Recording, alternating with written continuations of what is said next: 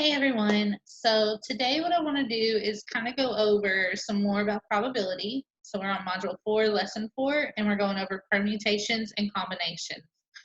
My name is Heather McPherson, and I hope that I can give you a little bit more in-depth into this lesson.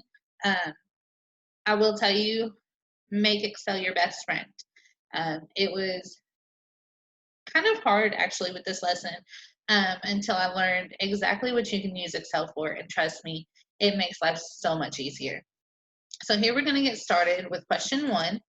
With no restrictions, how can two 11-person volleyball teams be formed? Well, first we need to know how many people we have to make these volleyball teams, and then we can figure out about how many, what the probability is for different teams. So we have 6 boys and 16 girls. So in total, we have 22. So N is going to equal 22, and R is going to equal 11 because we're making 11-person volleyball teams. Here you kind of have a little view of what some of the teams can look like.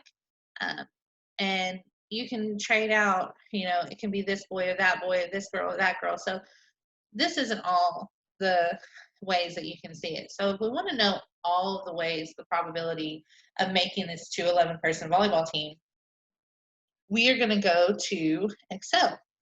Like I said, makes it your best friend. So here we have our Excel sheet, and I've already got it pretty much figured out. For this first question, we're going to actually use all 3 of these, but right now we're going to focus on this first one. And so you have N is going to equal 22. R is 11 because we have 22 total. 11 is how many are on the team. And as you can see, it already puts the equation in, and then it divides it by 2 because we want 2 11-person volleyball teams. So your answer to your question, the probability, how many ways we can do this, is actually 352,716. If you see these dark colored spots are the ones that you're going to change. And just so you can see it, like if I did 20 as a total and 10 as, it automatically puts in the equation and divides it by 2. So it makes it so much easier to use an Excel sheet when working with bigger numbers and mathematics. So we're going to go ahead and go back to our PowerPoint here. And so like I said, you will have right here, N equals 22, R equals 11. Here's the equation that we're using, and then divided it by 2, you have 352,716. Our next question is, using the same boys and girls, how many ways can we create the teams when you can only have 3 boys on each team? So, like here, you have 3 boys, you have 8 girls. And these boys can be switched out because, again, we have 6. So right here, like I said, we're going to use the same spreadsheet. You have N equals 6 because we had a total of 6 boys to start with, but we're only needing 3 of them. So it automatically puts it into the equation where you have 20, and then you have 16 girls. You're only using 8 of them because 3 boys have to be on each team. And so your final total for your two 11-person volleyball teams is 128,700. And the last part of the equation we're going to do is how many ways can you make the teams if the boys must be on the same team. So you have a team of 6 boys and 5 girls. It makes 11, right? So that leaves one team that's only girls. So you can switch out these girls on each team, just you have to make sure one team has 6 boys. How do you figure that probability out again? So we're going back to Excel, where you have N equals 16, number of girls, and you're only using 5 of them on the first team because you have 6 boys to cover the other spots. And then you have a team of 11 girls, and so your answer is 4,368 for the probability. Again, like I said, really make Excel your best friend. It'll help you in the long run, trust me. And you'll see this pop up again in a later question. It can work it doesn't only work for this one. It can work with so many different probabilities, but just keep an eye open. So next we want to go with what is the probability that two cards drawn from a deck of 52 will both be red? Well, you see here we have our deck of cards. You have diamonds, clubs, hearts, and spades. We're not going to look at the clubs and the spades right now. We just want to know about red cards, so the diamonds and the hearts. So we know that we have 13 diamonds and 13 hearts.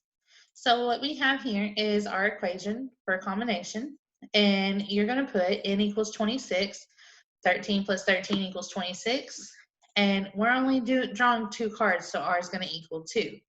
So in this equation, anywhere you see an n, it's going to be 26, r is going to be 2. So you have c, 26, and 2. So you have 26 times 25 divided by 2 factorial, it equals 325. That's not finishing the equation because we know we have 52 cards in this deck, correct? So we'll do this equation again using the 52 cards, again only drawing 2 of them. So then you have it equals 1,326. So we want to know the probability of just drawing 2 red cards. You're going to divide 325 by 1,326. And the fraction you're going to get is 25 over 102.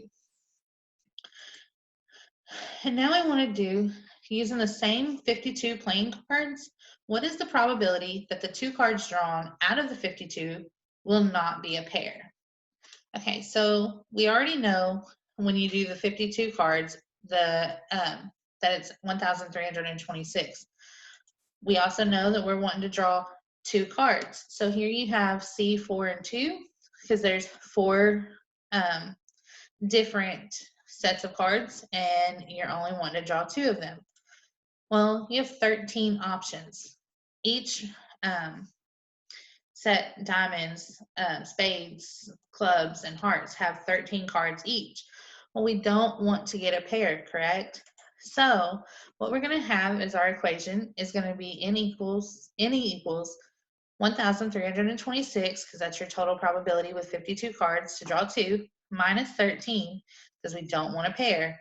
And you're going to multiply that by 4 times 3 divided by 2 factorial. So you get 1,248. Still not done yet. Now what you're going to do is you're going to take the 1,248 and you're going to divide that by 1,326. And your probability is going to be 16 17ths. So you're when you finish. So the probability of drawing 2 cards that are not a pair is 16 over 17. Next, we want to look at a debate team. So there are 4 boys and 3 girls on this debate team, and they want to know how you can line them up when no 2 boys are side by side. So as you can see, I have them set up boy, girl, boy, girl, boy, girl, boy. So there are no boys side by side. But we want to know how to do it mathematically, correct? Not just visually looking at it. So this is where we're going to use permutation.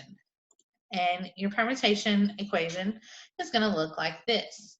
So P in n equals n factorial. And so here we are with the first one. So n equals 7 because there's 4 boys, 3 girls, there's a total of 7. And r equals 7. So our first equation is going to be P77 or 7 factorial. And then we're going to look at the boys alone. So 4 factorial equals 24. And the girls is going to be 3 factorial, which equals 6. So now you're going to take these and you're going to multiply 24 times 6, so the boys times the girls, divided by the total, 7 factorial. So the permutation is going to equal 0.03. That's how many times you can get it, the boys lined up, the boys and girls lined up, to where no 2 boys are side by side. All right, moving on. So 2 balls are drawn from an urn. What is the probability that both balls are white? So you see here we have an urn full of red and white balls. You have 4 white balls and you have 10 red balls. So if we want to just draw out of this urn and we're wanting 2 white balls, How can we figure out the probability for it? Well, we're going to use the combination equation again, and we have C4, 2. And the reason we have 4, again, is because we have 4 white balls, and the 2 is because we're just drawing 2 balls. So we're going to put n equals 4 and r equals 2. So once we put them into the equation, we have 4 factorial divided by 2 factorial, 4 minus 2 factorial, and the probability that both balls are going to be white is 24. Wait a second. No, just kidding. We're still not done with this equation either. So we know that 24 is this answer, but we want to know total, correct? So we have to know that there are 14 balls in total. And that gives us C, 14, and 2. 14 total balls, we're drawing 2. Put this into our combinations equation, and we get 91 as a total probability. So since we're just wanting the white balls, we're going to take the 24 divided by 91, and we get 0.26. So about 26% of the time, you're going to, when you draw out 2 balls, you'll get 2 white balls. Interesting, right? Well, now we want to know if the 2 balls drawn from the urn, what the probability is if both balls are red. And you see that we have more red balls than we do white balls. So the probability of drawing 2 red balls is going to be higher than just drawing 2 white balls because you have more of a chance of drawing them. So we have our combination is going to be 10 and 2. 10 is the total red balls. 2 again is we're drawing just 2 balls. And so we put that into our combinations equation and we get 45. We've already done the hard part on doing the total, so we know that there's 91 ways to draw 2 balls. So what we're going to do is we'll take the 45 and divide it by 91, and you're going to get 0.49. So about 49% of the time, it's going to be 2 red balls.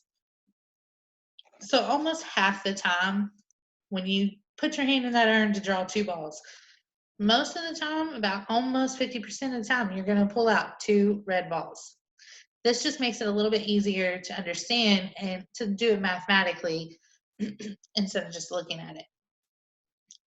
All right, moving on. We have all these flags. We got some blue flags, we got some yellow flags, and we want to know how many different signals can be sent up on a flagpole if each signal requires 10 blue and 10 yellow flags. So remember when I told you that we were going to use that Excel sheet again? This is where we're going to use it. So we have our combination equation right here. And what we're going to do is we put in n equals 20 because there's 10 blue and there's 10 yellow. That means there's a total of 20 flags, correct? And we need to use 10 of them. So the many different signals is 184,756 different signals that can be sent using all 10 blue and all 10 yellow. Again, utilize Excel. It makes life so much easier. I know I keep saying that, but I didn't believe it until this lesson. So I just want to instill in you to keep using it and keep learning and learn what you can on using Excel. Broaden your horizon, as they say, because trust me, I am learning to love Excel, and I know you will too. So on our last question, we want to know, how can you arrange all the letters in Arkansas? Interesting, right? Well, first off, we need to see how many letters are in Arkansas, how they're used. So we know that A is used 3 times, R is used once, K is used once, N is used once, and S is used twice. So right here we have all the letters in Arkansas.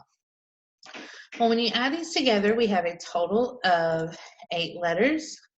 And this is the equation right here that we're going to use to figure out the probability of the possible ways of arranging the letters in Arkansas.